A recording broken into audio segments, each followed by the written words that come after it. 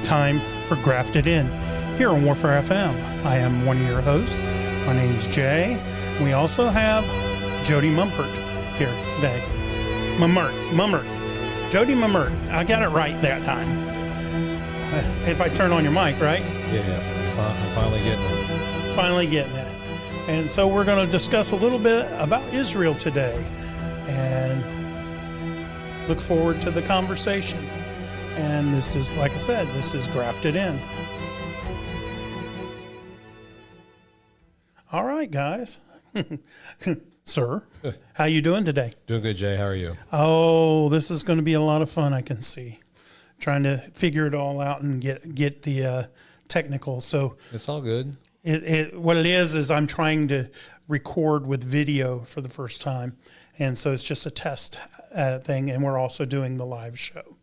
And so here we are. And so let me go ahead and do a scene 2 transition. And it's you. Go ahead and you can start, Mr. Jody. Yeah, so we were at we had our Bible study on Wednesday, and of course, before that we were, or at least I was, hearing the news of, they're pushing for the peace agreement. Peace agreement. They were all talking because the initial thing where they had passed Hamas had missed the deadline, but they were like, okay. So I get home Wednesday, and all of a sudden, they came out and said, hey, we have a deal. I'm like, praise the Lord. And of course, the biggest thing is getting the hostages back. That's the biggest thing. And as of right now, Israel has followed what the requirements were in the treaty. They pulled back to a certain line that they were asked to do. Now Hamas has 72 hours to release the hostages. And of course, technically, if I was watching a video of an Israeli soldier talking, and yes, they are pulling back, but at the same time, they're still staying vigilant because anything can happen. And it's not just straight up, hey, we're putting our arms down, we're our weapons down, and we're just going to turn around and walk out. No, they know anything can happen. So, and of course, Netanyahu said if they do not meet this deal in the time allotted, the war will start back up. So Hamas needs to do what they say, back up what they promised to do. I know there was a lot of conditions that they were trying to get. They were trying to get the Shendar, whatever his name was, one of the main architects of October 7th. Right. Him and his brother's body back, and Israel said no. So there was a lot of conditions that Hamas wanted, but Israel and the rest of the people that were in the part of the peace agreement was like, it's not going to happen. So we just gotta pray and hope that they can get the rest of the people back. Well, my understanding is that there's 42, is it? I think it's 48. And 48, and only 20 are considered alive, correct? And most people want, and I'm sure we would be the same way. We would want a body back, even though we possibly know that it would be passed away or dead. We would still want you want some kind of want some type of closure but it also shows you how the mindset to hang on to a dead body, to use it for trade, to use it to barter to get something, that just shows you how wicked they are. Right. I don't think people really grasp the idea that it's not, and who knows when they died. Did they die? A couple. This war's been going on for 7+ since they've been kidnapped. Some of these hostages, the dead ones, could have been dead the first couple of weeks of. They just got tortured and everything, tortured to death. A month or two into the thing. So you technically don't know. I'm sure the forensics, when they get them back, they would be able to say they died of this, or they've been dead for X amount of time, and it's just. This wicked people that would just sit there and hang on to a body, all for like a chess, like a chess piece.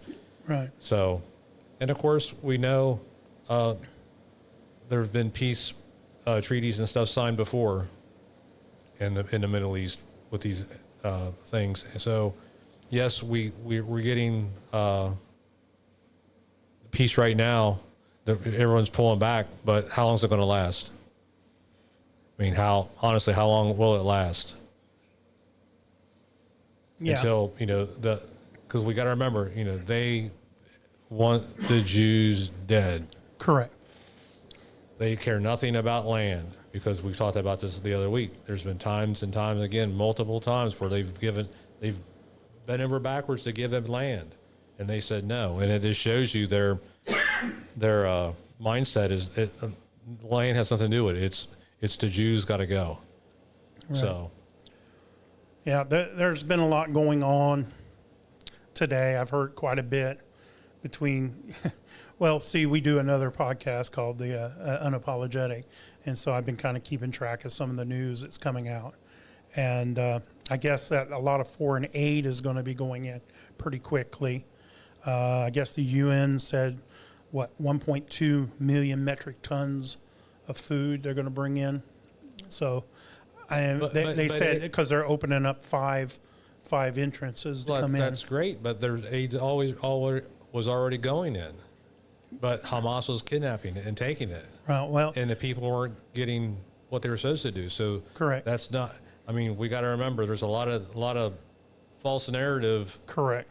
Going on. So because there's been multiple journalists, there's one over there, and honestly going over just to find out, and they come back and go, it's a lie.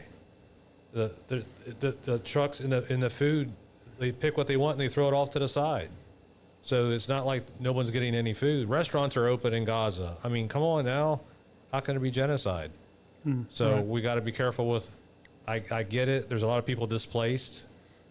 And of course they probably need the food. And if the other nations are going to, more power to them. But, to say that no food has ever been sent there, there's video of them, like the trucks rolling in, and Hamas gets on top of the trucks and just starts shooting at civilians who are trying to get to the aid. Right. So, I mean, but no one says nothing about that. It's all, well, they're blocked, they're not getting no food, and of course a lot of the photo ops are photo ops. Yeah. It's all out of context. It's all about portraying that image of Israel being the oppressor and they're starving and everything else. And it's that eighth front that we talk about, and it's imperative that we search out things and find the truth instead of just buying into the narrative that they're portraying. Right. The nations over there that are behind or supporting Hamas and perpetrating the propaganda of what Israel is not doing is and people buy into it hook, line, and sinker. And it's just a shame because, we talked about it before. They go out of the way to make sure they eliminate or eliminate any unwanted civilian casualties. But it's war. I mean, come on now. I mean, what we go over to Afghanistan, we don't care. Go to Iraq, we didn't care. But we're going to hold Israel to a higher standard than any other nation. Really? Yeah, that it doesn't make much sense. I mean, how dare we? We've said it before. How dare we? If we'll just use the example of Georgia comes over into Jacksonville, and because that's pretty close, they come over to Jacksonville and kill 1,500 people and kidnap however many got kidnapped. I can't remember the number, and take them back over to Georgia.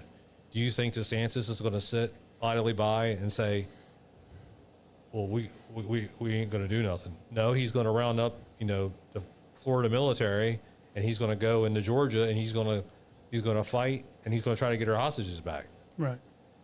So how dare we tell another nation that has no clue what's going on, like, well, don't do that. They're lucky that they just didn't level Gaza. Yeah.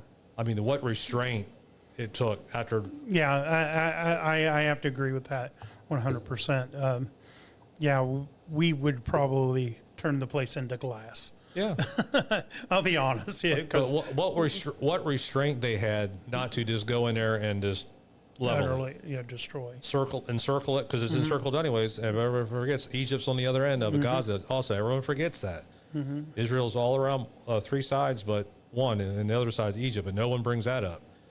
But to not retaliate and of course, we're Christians and we got to have the mind of Christ in this, but just to see the GoPro video and the footage and know what happened and the atrocities that were committed by Hamas and what restraint the Israeli people and Netanyahu and the cabinet had to not just, like you said, Jay, go scorched earth on Gaza. Right. That is just amazing. That's just, but they still fought a war. But we're just saying they could have easily just leveled it. So I hadn't heard in this new peace plan that they've kind of sort of accepted. I haven't heard. Is it still all two-state solution or?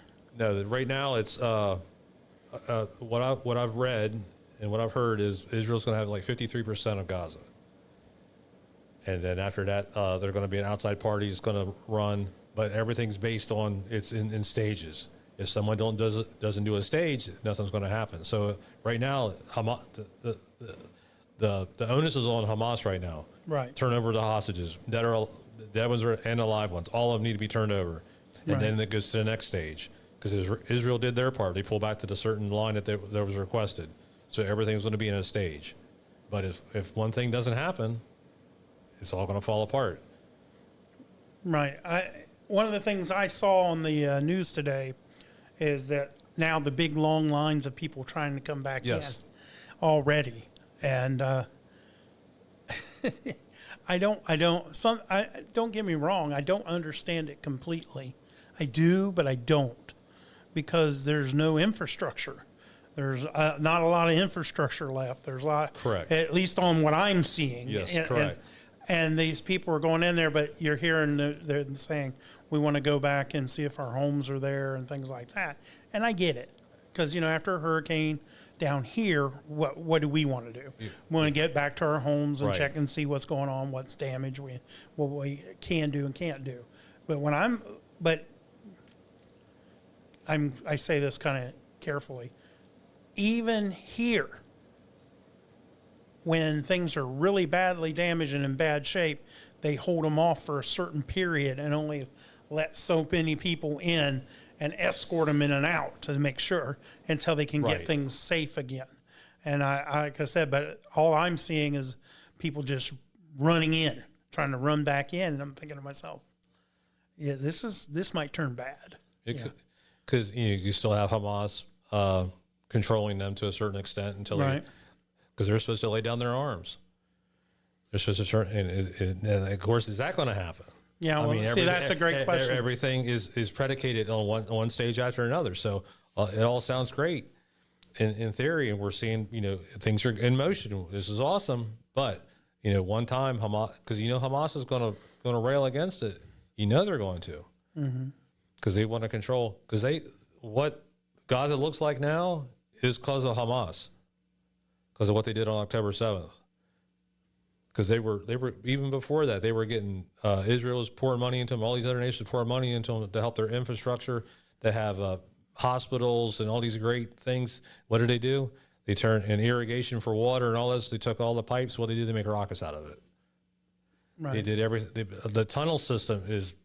When it's all said and done, I'm hoping they come out with a documentary, lay out all the tunnel systems that they built, and people will should be totally shocked. And this is where all the money that got aided, you sent to Gaza to support these people, Hamas took it and made this tunnel system where most of the hostages have been held.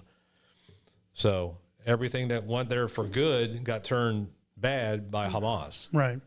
So, and like you said, and we're not saying every person in Gaza is bad. No. I hope not. No. But what you saw in the videos on October 7th when they come rolling in with the bodies and hostages and what they looked like when the Twin Towers got bombed in 2001, they had video of them people. So I'm not saying everyone's bad, but it doesn't look good. There's too many of them. So, but it's brought on. If Hamas is that bad, cross the border and come stay in Israel. If Hamas is that bad, cross the border and go to Egypt. Right. Get out. Escape. And of course, their reaction will be but this is my home and this is my homeland. Well, then you have to deal with Hamas, and Right. Hamas brought this on. When you see the footage, Yes. I've seen some before and afters. It's because of Hamas. Right. When you sit there and use civilians as shields while you fire rockets out of their backyards or fire RPGs off their balconies, what do you expect is going to happen? Right. All right. So let me, we've been actually talking a little bit, starting out here on the show. We're actually 16 minutes in. And so right now we'll go ahead and do a shout out to our sponsors, which would be right here. Let's see if this comes through. At this time, we would like to do a shout out to all our sponsors. Julie at MiraClean Services, Glenn and Barbara at Hometown Honeys, and the good folks here at River of Life Church. We'd like to thank all of our sponsors for supporting Warfare FM. Yes, we do appreciate all of our sponsors. All right, so we started out about the peace agreement that's going through at this time. Is there some other things that you wanted to talk about this evening? Like I said, being that we're keeping this about 30 minutes and everything like that. I was thinking about this, and I've seen multiple articles about this the last couple of days. Just because we'll say it was a war, the war is ending, and there's a peace treaty, doesn't mean the anti-Semitism is going to go away. And that's where we have to keep praying for the Jewish people, whether in Israel or just across the world, because they did, Gaza war is quote unquote over, doesn't mean anti-Semitism is going to stop. And we need to just keep them lifted, the nation lifted up in prayer, and the Jewish people. The other week we were in here, and we had a synagogue in where was it? Punta Gorda got vandalized. Mm-hmm. So, and like you made a great point, Jay, because we were talking about the Mormon church that got I guess he was an ex-Marine, ran this truck into the thing, and it caught on fire and attacked the church. Whatever, so be it. Now we know what the Jews have to deal with, Right. on a daily basis. And like you said, denomination aside, we're not, they're not saying that, they deserve it. No, we're not saying that. It's like, it's a church. It's religion. And just because of their faith, whether we think it's right or wrong, this guy attacked it. So we can kind of see now what the Jewish people have to deal with. Of course, I've seen multiple things online where synagogues in other countries are, the graffiti. It's just like from the days of pre-World War II, when they would go on there and say, Jews are not welcome here. If you're a Jew, stay out. So I do not think that's going to stop, because we just know what our Bible says. They're God's chosen people. It's because a war stopped doesn't mean that anti-Semitism is going to stop. And we have to say right now that we don't know that the war's going to stop. It may have slowed down. It may even pause right now. That's why I got the quotation of fingers going. The war has quote unquote paused. Right. It's a good point. A good word is paused. Yeah, it's paused. It's paused in the right direction. Correct. So, but I'm just saying, even if it was a full blown, straight up, peace treaty, ceasefire and everything. Yeah, and Hamas comes out and they lay all their weapons down like you see in the movies, type of deal, and all that. Guess what? Anti-Semitism is not going to stop. No. So, and it's imperative that the church and the Christians realize, like our show says, we're grafted in. Right. They're the chosen people. They need our prayers. And it's because just because one enemy's been quote unquote paused, defeated, doesn't mean that's one front that's down. So now it's 6 fronts, and now it's down to 7 fronts instead of 8. Right. Still got to deal with Iran, which is the money maker behind all of them. So, and of course, there's been rumblings. I'm sure you've seen it too, Jay, that we've been sending stuff over to the Middle East again, like we did last time. So, because Iran is working on their nuclear facilities that we quote unquote us in Israel had targeted. Mm-hmm. So they're working on them, cleaning them up. So, and of course, Trump had said, if you start working on it again, you're going to get hit. So Now Israel can do less time worrying about Gaza, as much time on Gaza.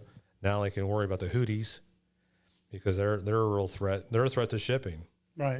They're a threat to anybody. All the shipping is going through down there.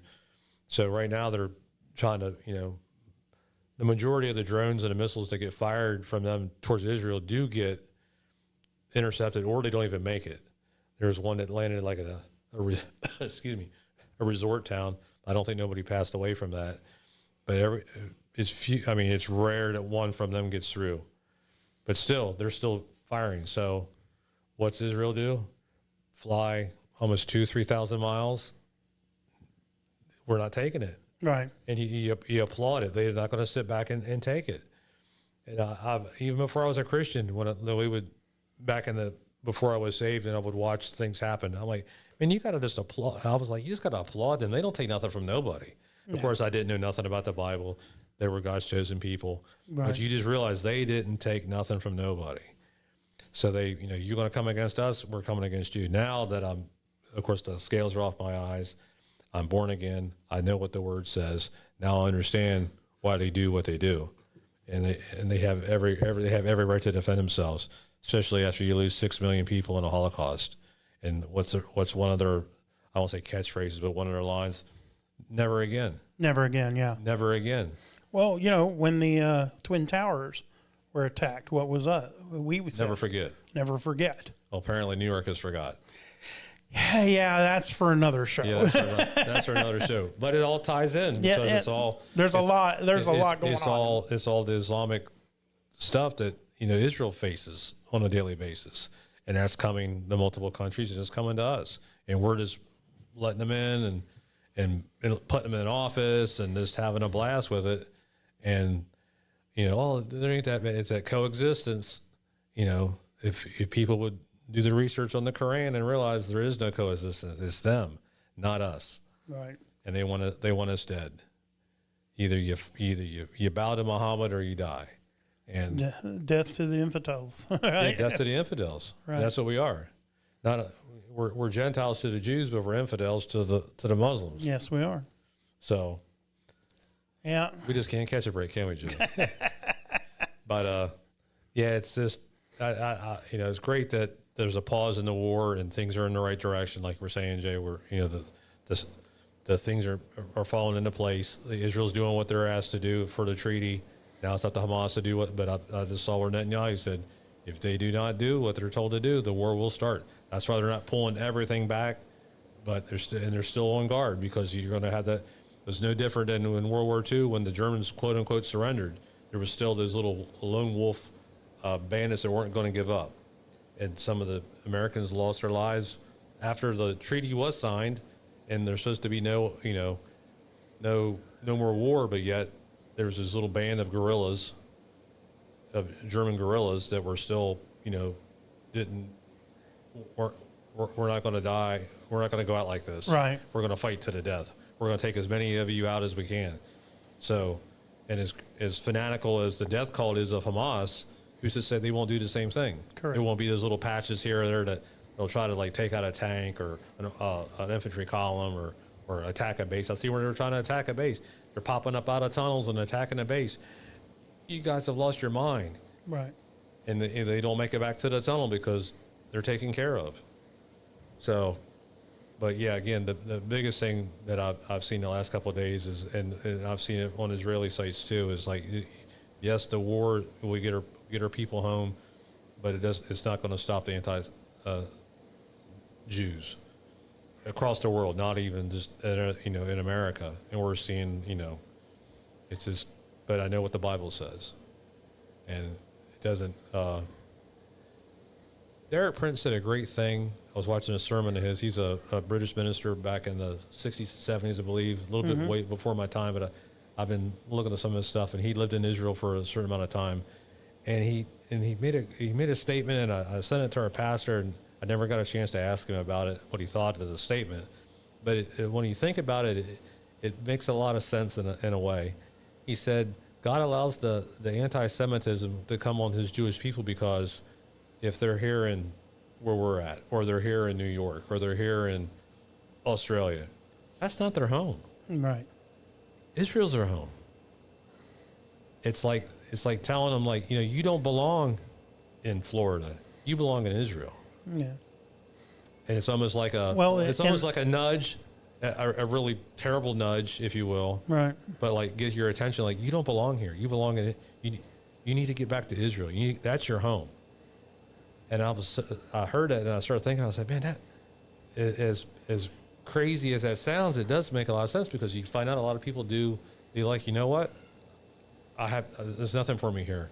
Well, I don't want to keep putting up with the anti-Semitism coming against me. I can't get a job because of what I stand, or because of what my nationality is. You know what? Let me go back to Israel. Well, let's see. The shofar has sounded. Oh, good.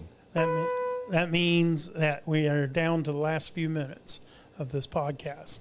So, any quick things that you want to bring to light, or any quick thoughts, or in closing, I should say. Just in closing, because we touched on quite a few of the things I want to talk about today. But again, keep the nation of Israel lifted up. Let's just pray that they get their people back, the dead ones and the live ones. And there is a pause and there is peace, but we also know there will never really be true peace in the Middle East until Jesus gets back. So, I mean, if this treaty goes through and everything falls into place, like we're saying, and they hit all the markers, if you will, I mean, how long is that going to last until another death cult rises up and comes against them? They might have put down Hamas, but they pretty much get rid of Hezbollah, but you still got the Houthis, and you got the ones in Syria, which is Al Qaeda, and you still got Iran. So, I mean, yes, you kind of took care of Hamas, but who else is going to rise up next? So again, the nation needs our prayers. The people of Israel need our prayers, and of course, the biggest thing for the people of Israel is to get a saving knowledge of Christ, because we know what it says in the Bible. When it's all said and done, 2/3 of the Jewish people are not going to survive the tribulation.